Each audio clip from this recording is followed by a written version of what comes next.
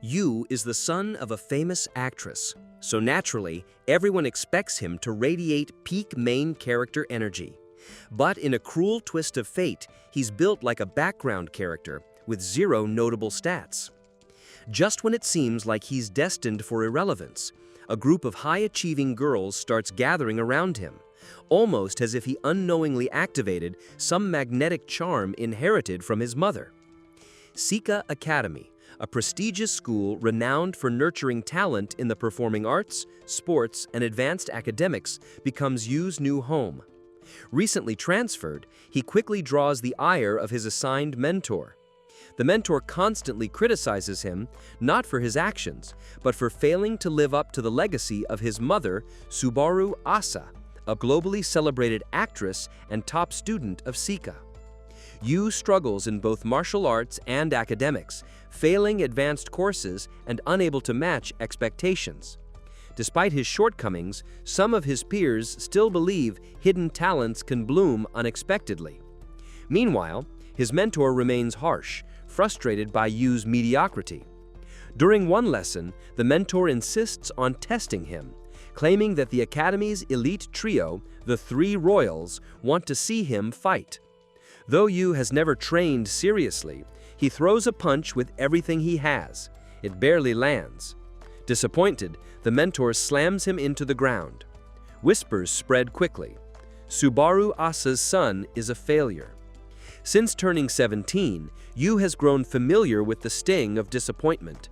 Still lying on the ground, he shoots a sharp glare at his mentor. It's the same piercing look Subaru once gave during her rise to fame. The resemblance unsettles the mentor. At the very least, Yu inherited her looks, but little else it seems. The scolding continues. Yu says nothing and walks off in silence. Many assume he's used to failure, but the Three Royals still see potential. Frustrated, the mentor attempts to beat some strength into him, only to be kicked from behind by Nico, one of the royals. She's soon joined by her sisters, Kazuki, a top-tier actress, and Miwa, a record-breaking athlete. Nico herself is known as the strongest fighter in school. All three are unrivaled in their respective fields. Yu, still on the ground, watches in disbelief. As Kazuki steps forward, when asked about his scores, it's revealed he lacks talent across the board. The sisters are visibly disappointed. Each had hoped he'd join their programs. Yu, aware of his limits, prepares to leave for the general course, a forgotten division of the school. Before he departs, Nico stops him, assigning him the task of cleaning the dojo, a harsh, unwritten rule for failures. They toss a few parting insults before leaving. Though he wants to protest, Yu silently begins scrubbing. The next day, the dojo gleams from top to bottom. On his way home, he reflects on how he once dreamed of being admired like his mother. He used to rehearse movie lines in front of the television, hoping to capture a fraction of her charisma. But each time he watched her perform, he felt painfully inadequate. He jumped from one hobby to another, chasing a spark that never came. Over time, the bitter truth sank in. He was just average. That truth created a growing distance between him and Subaru, the only family he had. When she became ill and was hospitalized, she often rewatched an old drama in which she had played a mother in a Slice of Life series. The show wasn't flashy, but Yu liked it, and so did she. One evening, while sitting by her bedside, he mentioned how much he loved the dinner scenes, where everyone laughed and talked together. It sparked their first genuine conversation in years. In that moment, Yu realized his mother's deepest wish, for him to find happiness in a simple, loving family. After closing his notebook filled with those memories, Yu heads off with his bags. He doesn't know how to build a family, but he's ready to try. He arrives at a massive estate, bearing the name Mikadono on the gate. The mansion is grand, and Yu is overwhelmed. Mikadono had said he could come, but Yu hadn't expected a palace. Before he can even unpack, a foot slams into his face, knocking him to the ground. Nico, fresh out of the bath and wrapped only in a towel, stands over him. Mistaking him for a trespasser, she charges at him in full defense mode. Yu tries to explain, but she slips, giving him just enough time to toss a towel over her head and tease her. Nico pulls away in frustration. Soon, her sisters appear. Kazuki thinks Yu looks familiar, while Miwa instantly recognizes him and demands an explanation. Before Yu can respond, his phone rings. He casually mentions Mr. Mikadono, causing all three girls to freeze. It turns out Mr. Mikadono, their father, had made a promise to Yu's late mother, asking him to take care of her son. The twist? The three girls are his daughters. Their father had completely forgotten to inform them. Though shocked, Nico reluctantly accepts their father's decision. Kazuki can't believe her father welcomed someone she views as a failure. Miwa outright refuses to help a clueless freeloader. None of the sisters are thrilled about this new living arrangement. Despite the tension, Yu decides to stay strong, determined to fulfill his mother's wish for a happy family. He formally introduces himself, but the sisters barely acknowledge it. As he carries his bags into the house, he accidentally steps on a pair of panties. Kazuki quickly snatches them, clearly embarrassed. Yu notices the mansion is in complete disarray. The kitchen is filthy with broken glass, dishes piled high in the sink. Kazuki had been assigned dish duty but evidently failed. Yu carefully begins cleaning the mess. The laundry is no better. Miwa had forgotten how to do it, despite remembering complex strategies for her games. She even wrote washing instructions on her hands as a reminder. Nico, in charge of chores, accuses Yu of pointing out their flaws just to insult them. But Yu doesn't care about appearances. He quietly finishes the cleaning. Soon, the entire mansion is spotless. Nico realizes he must have been the one who cleaned the dojo. Yu smiles and offers to clean again, pointing out that at least he's good for something. While he may be lacking in talent, his work ethic begins to stand out. The next morning, Yu is woken by his alarm, expecting a peaceful day, but chaos erupts. Nico is already sparring in the dojo by 7 a.m. Miwa is locked in a screaming match mid-game, and Kazuki is preparing some unidentifiable green concoction in the kitchen. The three sisters are all absorbed in their own worlds. Yu, left behind, wishes they could have breakfast together. But Kazuki is too busy, Miwa lounges with junk food, and Nico is hyper-focused on her training. He tries to offer advice, but a single glance from Miwa shuts him down. Alone, he prepares his breakfast and remembers how his mother used to be too busy to eat with him. That same sense of disconnection returns. He starts to wonder how he can ever relate to these prodigies. Geniuses, he thinks, often live in their own orbit. Still, when Miwa eyes his plate, surprised at how he turned near-expired ingredients into something tasty, he offers to share.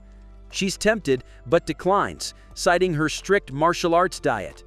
As the sisters rush to leave the house, Yu stops them. They frantically check their bags, worried they forgot something important, only for Yu to tell them, "Have a nice day." The gesture bewilders them, but as they leave, Nico blushes at her reflection. Even Kazuki and Miwa pause to reflect silently on the moment. Left alone again, Yu does the dishes. Mr. Mikadono calls, saying work will keep him away and asking Yu to support the girls during their challenges. Mr. Mikadono believes that if he tries, the girls will eventually come to trust him. Yu, however, remains unsure. How can someone so painfully ordinary ever help girls like them? After Mr. Mikadono had explained everything, Kazuki had an important audition coming up. Miko was training for a national martial arts competition, and Miwa had a major shoujo title match on the horizon. He wanted support for all of them. After the call ended, Yu was outside hanging the laundry. The thoughts lingered heavily in his mind. Yu wasn't strong, smart, or special. He had always struggled to find something he was good at, and understood failure all too well. As the son of a famous actress with no apparent talent of his own, Yu had felt the weight of other people's disappointment more times than he could count. If that pain was already hard for someone average like him, he couldn't imagine how much worse it must be for someone the world expected to succeed. Determined to help in any way he could, Yu hopped on his bicycle and headed to the market. He figured the first step to getting closer to them was to share a meal together. Later that evening, Miko came home and was surprised to see Yu in the kitchen. She had almost forgotten that he lived there now. He was in the middle of cooking and invited her to try the food. Assuming he was just trying to win her over, Miko declined, explaining that she had already bought dinner for herself. After showering and drying her hair, she returned to find Yu still cooking, surrounded by a pile of cookbooks. The focus in his eyes made her realize he was genuinely serious about preparing the meal. Miwa arrived home around the same time, and Yu cheerfully announced he was making a family dinner. Miko remained skeptical, assuming it was just an attention-seeking gesture. But the memory of their past lingered. How even when top chefs prepared food, the sisters often refused to eat it. Miko, in particular, had always been strict about her diet, sticking to carefully planned meals for training. That night, Miko sat alone in her room eating her pre-packed dinner, but her thoughts kept drifting back to Yu cooking. Curious, she quietly peeked downstairs. Seeing no one around, she approached the table. What she saw shocked her. It was a meal perfectly balanced for an athlete's diet. Just then, Yu appeared behind her and explained all the nutrients included in the meal. He had even consulted a dietitian to ensure it fit her needs. Miko was amazed, but tried not to show it. Still, she sat down and gave it a try. When she didn't complain, Yu's face lit up with joy. Miwa watched from the stairs. Seeing her sister eating piqued her curiosity as well. She quietly came down, and Yu offered her a plate designed specifically for her brain health. He listed the ingredients and their benefits with enthusiasm. Miwa was surprised once again. Yu had made a different meal tailored to each of them. Trying to act indifferent, she brushed it off, but Yu persisted until both sisters ended up at the table, teasing each other like normal siblings. Seeing that moment brought a smile to Yu's face. The happiness didn't last long. Kazuki walked in, and Yu proudly presented a meal made just for her, filled with nutrients to keep her looking her best for her career. But Kazuki didn't even glance at the food. She walked straight to her room. Deep down, the sight of her sisters eating together like a real family warmed her heart, but she didn't feel like she belonged at that table. Not with food made by someone she still saw as a nobody. Frozen in place, Yu's mood dropped instantly. Even Miko and Miwa were annoyed by Kazuki's reaction. Miko offered to eat her sister's meal, but Yu stopped her, warning it might interfere with her training regimen. He promised to take care of all their meals from then on. 3 days passed with no progress regarding Kazuki. In class, Yu couldn't stop thinking about her and wondered how he could understand her better. Then, an idea struck him. Without hesitation, Yu stood up and left class. He found Kazuki surrounded by students, all admiring her beauty. Impulsively, Yu called out to her. Everyone stared. Kazuki warned him to stay away, but Yu tried joking about all the effort he had put into her dinner. Embarrassed by the attention, Kazuki snapped at him. Students began whispering that they might be dating. Panicked, Yu ran off. He decided to seek help from Nico, who was busy training at the dojo. Her annoyed expression made it clear she didn't want to be disturbed. 2 teammates approached, mistaking his presence for trouble, prompting him to flee. He then turned to Miwa and found her in class casually playing on her phone. Other students were struggling with the homework, and Miwa casually provided the correct answer, surprising everyone. He was taken aback to see her sitting alone and asked if she would eat lunch with him. She refused and walked away. Unfazed, he followed her around the school, leading them in circles. Oddly enough, they ran at the same pace, revealing that Miwa wasn't particularly athletic either. Eventually, they collapsed in exhaustion. Miwa admitted that sports weren't her strength, but claimed she was still better than him. They laughed together, acknowledging how different they were from everyone else. He jokingly referred to himself as royalty, short, weak, and stupid, and Miwa teased him, saying his good looks were misleading. Later, while sharing sandwiches, he opened up about his struggles with Kazuki. Miwa recalled a childhood memory. Kazuki had once asked their mother to cook just for her, and she had looked so happy. Perhaps that memory held the key. When Kazuki came home, he announced his next meal plan. Her eyes widened, but before she could say anything, she collapsed. Her sisters rushed to her side. She claimed she was just tired, but her forehead was burning with fever. He brought porridge to her room, but Kazuki refused to open the door.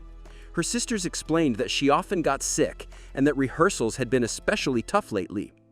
For the next few days, he continued delivering meals to her room. She returned them untouched with a note saying, "Take that away." He finally reached his breaking point, but just as he turned to leave, Kazuki collapsed again, this time into his arms. Still, he didn't give up. He offered to bring her supplements and even help her rehearse so she wouldn't fall behind. He remembered that he had acted once before, although only because his mother had pulled some strings.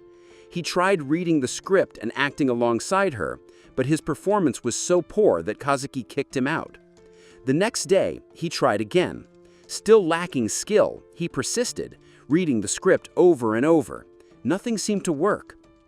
That night, Kazuki lay in bed, convinced that someone like him, a complete amateur, could never understand the pressures of being a professional. She had always been admired and given lead roles. That came with expectations she couldn't afford to fail. But something shifted in her. Wanting to improve herself, she got up and walked into the living room. There, she saw him watching a movie, the very one she was rehearsing for. She realized that even after his long school days and doing household chores, he spent his nights studying just to help her practice. The next morning, his acting remained awkward and stiff, but this time, Kazuki didn't stop him. She could see the effort he'd poured into it. Then, unexpectedly, something clicked. After Kazuki delivered her line, he responded with genuine emotion. The scene turned out surprisingly well, and he was so moved by their success that he started crying. After countless failures, he had finally done something right. Kazuki, finding it silly to cry over one good scene, lightly scolded him to calm him down. But deep inside, she quietly wished she could return to acting soon. Later, Kazuki spoke up, saying she was ready to try his cooking, but on one condition. Embarrassed, she pulled a blanket over her face and in a soft voice listed all the foods she didn't like. After all this time, she still didn't want anyone to know how picky she truly was.